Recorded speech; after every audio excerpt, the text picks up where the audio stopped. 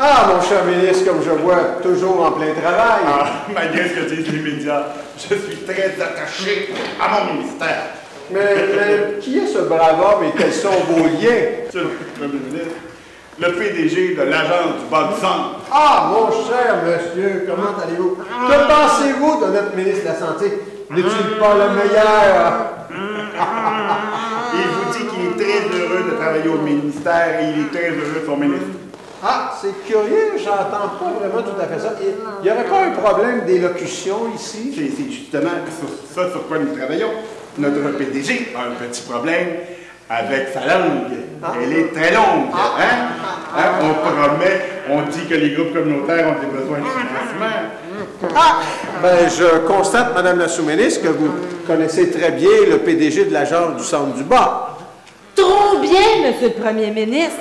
C'est ce PDG qui nous pose des questions sur le financement des organismes communautaires, qui n'arrête pas de nous dire que ces organismes font des manifestations.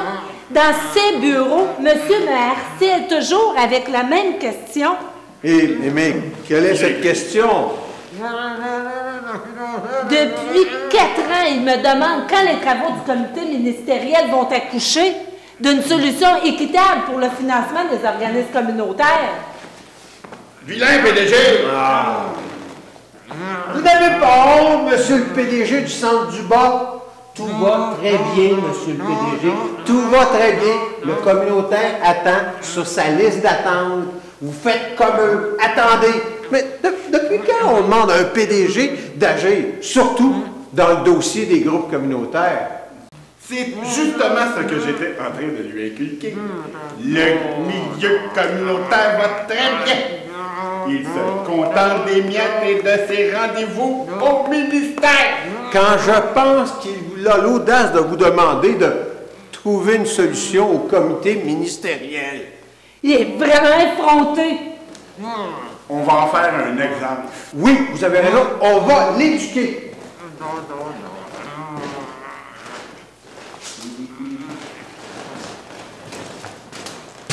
Alors, vous voyez mon très cher PDG du bas du centre, ici vous avez vos locaux d'agence. Ici vous avez des centaines de groupes communautaires bruyants, revendicateurs et dérangeants. Si vous suivez mes consignes, vous allez transformer ces groupes-là en une longue liste d'attente de gens dociles, tranquilles et qui ne feront pas de bruit pour un gouvernement minoritaire.